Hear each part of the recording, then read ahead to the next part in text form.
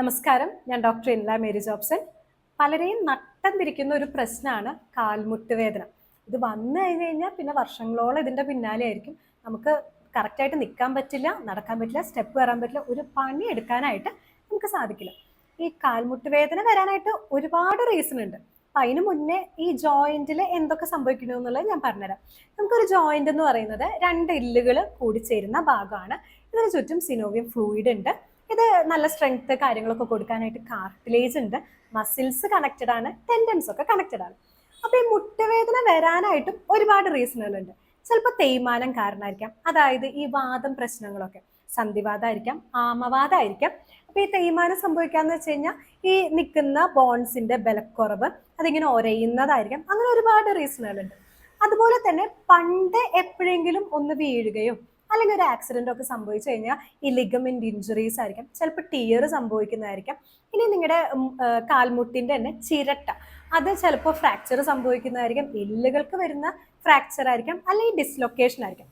ശരിക്കും പറയാച്ചാൽ ചിലപ്പോൾ പല പേഷ്യൻസും വന്ന് പറയുമ്പോൾ ഇല്ല ഡോക്ടറെ ഒരു ബുദ്ധിമുട്ടും ഉണ്ടായില്ല, പക്ഷെ ഒരു 5 വർഷം മുന്നേ ഇവരൊന്ന് വീണിരുന്നു, ആ സമയത്ത് ഒരാഴ്ചത്തോളം വേദന ഉണ്ടായിരുന്നു, പക്ഷെ അത് കുറച്ച് നാൾ കഴിഞ്ഞപ്പോൾ മാറി. അപ്പോൾ കറക്റ്റായിട്ട് ട്രീറ്റ്മെൻറ്റ് എടുക്കാതെ വിടുന്നത് കൊണ്ടായിരിക്കും പിന്നീട് ഇത്രയും വർഷങ്ങളൊക്കെ ശേഷമായിരിക്കും ഇവർക്ക് കാൽമുട്ട് വേദന കണ്ടിന്യൂസ് ആയിട്ട് വരുന്നത്. അങ്ങനെ ഒരുപാട് റീസണുകളുണ്ട്.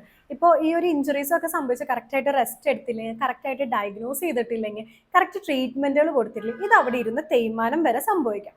അപ്പം അങ്ങനെയും വരാം. പിന്നെ പലതരം അസുഖങ്ങളുണ്ട്, അതായത് ഇൻഫ്ലമേഷൻ കാരണമായിരിക്കും, ടെൻഡനൈറ്റീസ് കാരണമായിരിക്കാം, പിന്നെ ഫൈബ്രോമയാൾജിയ കാരണമായിരിക്കും. ഈ ഫൈബ്രോമയാൾജിയ എന്നൊക്കെ പറയുന്നത് ഒരുപാട് നാൾ നീണ്ടു നിൽക്കുന്ന ഒരു അസുഖം കൂടിയാണ്. നമ്മൾ പലപ്പോഴും ടെസ്റ്റുകളിലൊക്കെ ഇത് വളരെ നോർമലായിട്ടും കാണിക്കും.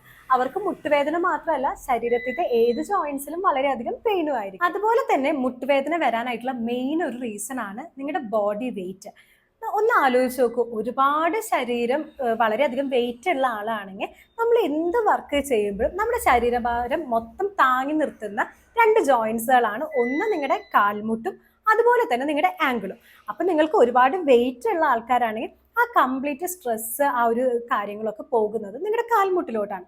അത് കാരണം നിങ്ങൾക്ക് കാൽമുട്ട് വേദന വളരെയധികം കൂടുകയും ചെയ്യാം കേട്ടോ. ഇപ്പോൾ ഓൾറെഡി ഈ വാദം പ്രശ്നങ്ങളൊക്കെ ഉള്ളവരാണെങ്കിലും ബോഡി വെയിറ്റ് വളരെയധികം കൂടുതലാണെങ്കിൽ നിങ്ങൾക്ക് വേദന വളരെയധികം കൂടുതലായിട്ട് വരാനായിട്ടും പണികളൊക്കെ ചെയ്യാനായിട്ട് വളരെയധികം ബുദ്ധിമുട്ടുമായിരിക്കും. അപ്പോൾ ഇതൊക്കെയാണ് കാൽമുട്ട് വേദനയ്ക്ക് മെയിൻ ആയിട്ടുള്ള റീസണാണ്. ഇനി നമുക്ക് എന്തൊക്കെ കാര്യങ്ങൾ കാൽമുട്ട് വേദനകൾക്ക് ചെയ്യാമെന്നുള്ളത് നോക്കി നോക്കാം. ഫസ്റ്റ് തന്നെ നിങ്ങൾ ഒരുപാട് ബോഡി വെയിറ്റ് ഉള്ള ആൾക്കാരാണെങ്കിൽ കറക്റ്റായിട്ട് ഡയറ്റ് എടുത്ത് കറക്റ്റ് രീതിയിൽ എക്സസൈസുകൾ ചെയ്ത് മാക്സിമം നിങ്ങളുടെ ബോഡി വെയിറ്റ് നോർമലിലോട്ട് എത്തിക്കാനായിട്ട് ശ്രമിക്കുക. അതുപോലെ തന്നെ നിങ്ങൾക്ക് പല അസുഖങ്ങൾ ഉള്ളവരാണെങ്കിൽ, അത് കാരണം മുട്ടുവേദന വരുന്നവരാണെങ്കിൽ കറക്റ്റായിട്ട് ആ അസുഖങ്ങൾക്ക് ട്രീറ്റ്മെൻറ്റ് എടുത്ത് ആ ഒരു അസുഖങ്ങളൊക്കെ കൺട്രോൾ ചെയ്യാനായിട്ട് ശ്രമിക്കുക. അത് കാരണം ചിലപ്പോൾ നിങ്ങൾക്ക് ശരീരവേദന, കാൽമുട്ട് വേദന കാര്യങ്ങളൊക്കെ വരാവുന്നതാണ്. പിന്നെ കറക്റ്റായിട്ട് എക്സസൈസുകൾ ചെയ്യുക. നമ്മൾ കാൽമുട്ട് വേദന ഉള്ളവരാണെങ്കിലും ചെയ്യുന്ന കുറച്ച് കാര്യങ്ങളുണ്ട്, അതായത് തെറ്റായിട്ടുള്ള കുറച്ച് മൂവ്മെൻറ്റ്സ് ആണെങ്കിലും പണികൾ കാര്യങ്ങളൊക്കെ ആണെങ്കിലും ഇപ്പോൾ വീട്ടിലത്തെ കുറച്ച് കാര്യങ്ങളാണെങ്കിലും അത് കറക്റ്റായിട്ടുള്ള രീതിയിലല്ല ചെയ്യണമെന്ന് വെച്ച് കഴിഞ്ഞാൽ ഈ ജോയിൻറ്റ് പെയിൻസ് കാര്യങ്ങളൊക്കെ കൂടാനായിട്ട് കാരണമാകുന്നു. പ്രത്യേകിച്ച് നടുവേദന കാര്യങ്ങളിലൊക്കെ കുനിയുന്നത് കറക്റ്റ് അല്ലെങ്കിൽ ഇതൊക്കെ കാരണം കൊണ്ട് ഇത് കൂടും. അതുകൊണ്ട് തന്നെ തെറ്റായിട്ടുള്ള രീതികൾ സ്റ്റോപ്പ് ചെയ്യാനായിട്ടും കറക്റ്റായിട്ടുള്ള എക്സസൈസുകൾ എടുക്കാനായിട്ട് ശ്രമിക്കുക. ഓരോരുത്തർക്കും കണ്ടീഷൻ വളരെയധികം വ്യത്യാസമാണ്, അതുകൊണ്ട് ഒരു ഡോക്ടർ പറയുന്ന എക്സസൈസുകൾ തന്നെ ഫോളോ ചെയ്യാനായിട്ട് ശ്രമിക്കുക. അത് പലതരം എക്സസൈസുകൾ ഉണ്ടാവും. ക്ലിനിക്കൽ യോഗ ആയിരിക്കാം, സ്ട്രെങ്തനിങ് എക്സസൈസുകളായിരിക്കും. നമ്മൾ കറക്റ്റായിട്ട് എക്സസൈസുകൾ ചെയ്യുമ്പോൾ നമ്മുടെ ആ ഒരു ജോയിൻറ്റ് പെയിൻസ് വളരെയധികം കുറയ്ക്കാനായിട്ടാണെങ്കിലും ഇൻഫ്ലമേഷൻ കാര്യങ്ങൾ കുറയ്ക്കാനും അതുപോലെ തന്നെ നിങ്ങളുടെ ഫ്ലെക്സിബിലിറ്റി കൂട്ടാനും, ഇനി നിങ്ങൾക്ക് മൂവ്മെൻറ്റ്സ് കറക്റ്റായിട്ട് നടക്കുന്നില്ലെങ്കിൽ ആ ഒരു റേഞ്ച് ഓഫ് മോഷൻ, അതായത് കറക്റ്റായിട്ട് ആ മൂവ്മെൻറ്റ്സ് നിങ്ങൾക്ക് പഴയ പോലെ എത്തിക്കാനായിട്ടും ഇത് വളരെയധികം ഹെൽപ്പ് ചെയ്യും. ഇനി നിങ്ങൾക്ക് വീട്ടിൽ തന്നെ എളുപ്പത്തിൽ ചെയ്യാൻ പറ്റുന്ന കുറച്ച് കാര്യങ്ങളാണ് ഹോട്ട് ബാഗ്.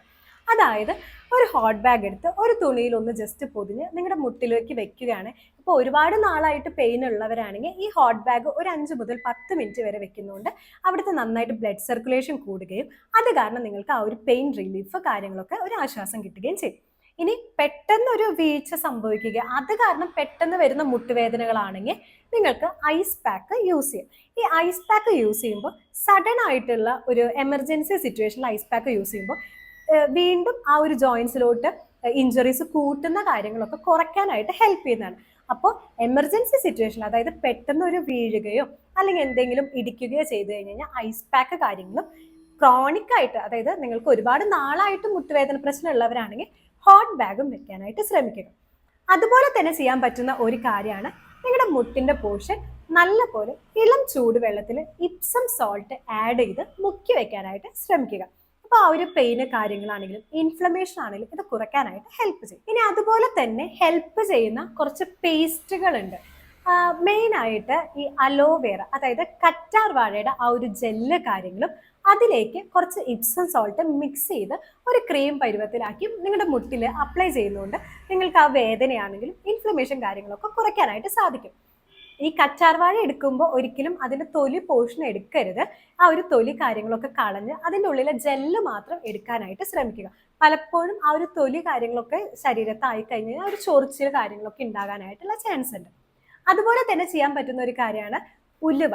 തലേദിവസം ഒരു ഉലുവ കുറച്ച് വെള്ളത്തിൽ കുതിർത്തിട്ടതിന് ശേഷം അത് അരച്ച് പേസ്റ്റ് രൂപത്തിലാക്കി നിങ്ങൾക്ക് അപ്ലൈ ചെയ്യാം. അതുപോലെ തന്നെ ഹെൽപ്പ് ചെയ്യുന്ന മറ്റൊരു കാര്യമാണ് ഈ കഴിക്കണ വേപ്പിൻ്റെ ഇല, അതായത് ആര്യവേപ്പിൻ്റെ ഇലയും മഞ്ഞളും. ഈ ഒരു പേസ്റ്റും നിങ്ങൾക്ക് യൂസ് ചെയ്യാവുന്നതാണ്. ഇനി കാൽമുട്ട് വേദന ഉള്ളവരാണെങ്കിൽ നിങ്ങൾ എന്തൊക്കെ ഭക്ഷണങ്ങൾ കഴിക്കണം? ഫസ്റ്റ് തന്നെ വിറ്റമിൻ ഡിയും അതുപോലെ തന്നെ കാൽസ്യമാണ്. ഇത് രണ്ടുപേരും ഒന്ന് കണക്റ്റഡും കൂടിയാണ്. നമുക്ക് ശരീരത്തിൽ കാൽസ്യം നന്നായിട്ട് അബ്സോർബ് ആകണമെങ്കിൽ നമ്മുടെ ശരീരത്തിൽ കറക്റ്റ് ആയിട്ടുള്ള വിറ്റമിൻ ഡി ആവശ്യമാണ്. വിറ്റമിൻ ഡി കുറവുള്ളവരാണ് കറക്റ്റായിട്ട് കാൽസ്യം അബ്സോർപ്ഷൻ നടക്കില്ല. അപ്പോൾ ഒന്നില്ലെങ്കിൽ വളരെയധികം ഡെഫിഷ്യൻസി രീതിയിലുള്ളവരാണെങ്കിൽ ഒരു ഡോക്ടറുടെ സഹായത്തോട് കൂടിയിട്ട് സപ്ലിമെന്റ്സ് കഴിക്കാനായിട്ട് നോക്കുക. അല്ലെങ്കിൽ നമ്മൾ രാവിലത്തെ ആണെങ്കിലും ഈവനിങ് ടൈമിൽ ആ ഒരു ഇളം വെയിൽ മാക്സിമം ശരീരത്ത് കൊള്ളാനായിട്ട് ശ്രമിക്കുക. ഇത് വിറ്റമിൻ ഡി നന്നായിട്ട് കൂട്ടാനായിട്ട് ഹെൽപ്പ്. അതുപോലെ തന്നെ ആന്റി ഇൻഫ്ലമേറ്ററി ഫുഡ്, അതായത് നല്ലപോലെ ഒമേഗ 3 അടങ്ങിയിട്ടുള്ള ഭക്ഷണങ്ങൾ, നട്ട്സുകൾ, സീഡ്സ്, മെയിനായിട്ട് ഫ്ലാക്സീഡ് കാര്യങ്ങളൊക്കെ ഇതിന് ഹെൽപ്പ് ചെയ്യുന്നതാണ്. അതുപോലെ തന്നെ വിറ്റമിൻ കെ അടങ്ങിയിട്ടുള്ള ഭക്ഷണങ്ങൾ, ഇത് ധാരാളമായിട്ട് അടങ്ങിയിട്ടുള്ള ഭക്ഷണങ്ങളാണ്. ഇലവർഗ്ഗങ്ങളൊക്കെ, ചീരയാണെങ്കിലും മുരിങ്ങലയാണെങ്കിലും ഇതൊക്കെ ധാരാളമായിട്ട് ഭക്ഷണത്തിൽ ഇൻക്ലൂഡ് ചെയ്യാനായിട്ട് ശ്രമിക്കുക. അതുപോലെ തന്നെ ഗ്രീൻ പീസ് കാര്യങ്ങളൊക്കെ ആഡ് ചെയ്യാനായിട്ട് ശ്രമിക്കുക. ഇതല്ലാതെയും നമുക്ക് ഒരുപാട് ട്രീറ്റ്മെന്റ്സുകൾ ഉണ്ട്. അതായത് അക്യുപഞ്ചർ ആണെങ്കിലും ബാക്കി മെത്തേഡുകളാണ്, പെയിൻ മാനേജ്മെന്റ് മെത്തേഡുകളൊക്കെ ഇതിന് വളരെ ഹെൽപ്ഫുൾ ആണ്. ഇപ്പൊ ഞാൻ അക്യുപഞ്ചർ പറഞ്ഞാലും അക്യുപഞ്ചർ നിങ്ങൾ ചികിത്സകൾ എടുക്കുമ്പോൾ കറക്റ്റായിട്ട് ക്വാളിഫൈഡ് ആയിട്ടുള്ള നാച്ചുറോപ്പതി ഡോക്ടറുടെ അടുത്ത് പോയി ട്രീറ്റ്മെന്റ് എടുക്കാനായിട്ട് ശ്രമിക്കുക. അതായത് Kerala state medical council registration ഉള്ള ഒരു ഡോക്ടറെ അടുത്ത് ചെല്ലാനായിട്ട് ശ്രമിക്കുക. വേറൊന്നും കൊണ്ടല്ല, ഒരുപാട് വ്യാജ ചികിത്സകൾ ഇതിന്റെ കീഴിൽ നടക്കുന്നുണ്ട്. അപ്പോൾ ക്വാളിഫൈഡ് ആയിട്ടുള്ള കറക്റ്റ് ആയിട്ടുള്ള ഒരു ഡോക്ടറെ അടുത്ത് ചെന്ന് ട്രീറ്റ്മെന്റ് എടുക്കാനായിട്ട് പ്രത്യേകം ശ്രമിക്കുക. അപ്പോൾ ഇന്നത്തെ വീഡിയോ മുട്ടുവേദന ഉള്ളവർക്ക് വളരെ ഹെൽപ്ഫുൾ ആയി എന്ന് ഞാൻ വിശ്വസിക്കുന്നു. നിങ്ങൾ ഒരുപാട് നാളുകളായിട്ട് മുട്ടുവേദന പ്രശ്നങ്ങൾ ഉള്ളവരാണെങ്കിൽ താഴെ കാണുന്ന നമ്പറിലേക്ക് കോൺടാക്ട് ചെയ്യാവുന്നതാണ്, കൺസൾട്ടേഷൻ എടുക്കാവുന്നതാണ്. ഇനി നിങ്ങൾക്ക് വേറെ ഏതെങ്കിലും കാര്യങ്ങൾക്ക് ബുദ്ധിമുട്ടുള്ളവരാണെങ്കിലും താഴെ കാണുന്ന നമ്പറിലേക്ക് കോൺടാക്ട് ചെയ്യാം. അപ്പോൾ ദിസ് ഇസ് ഡോക്ടർ ഇൻലാ മേരി ജോബ്സൺ സൈനിങ്.